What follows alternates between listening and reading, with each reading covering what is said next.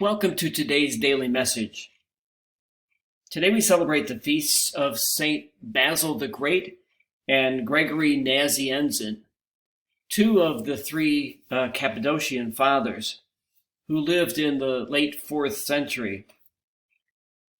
One of their main contributions to Catholic theology was their clarification of the teaching on the Trinity, and their work is reflected in the Nicene Creed.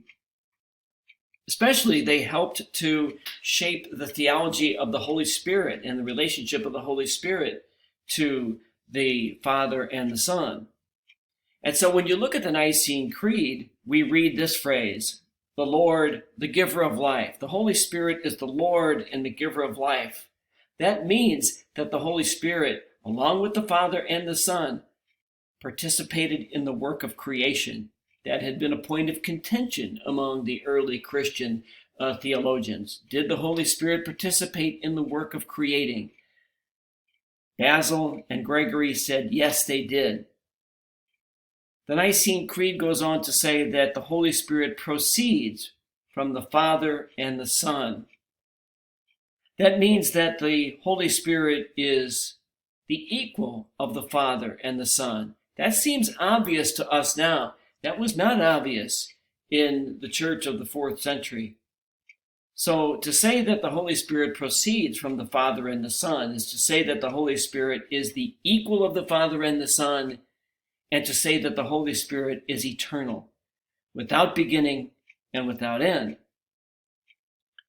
They went on to say, or at least the Nicene Creed goes on to say, that the Holy Spirit, together with the Father and the Son, is worshiped and glorified.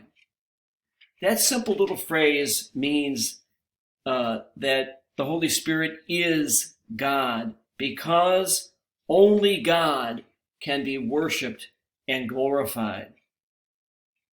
The Nicene Creed then says that the Holy Spirit spoke through the prophets.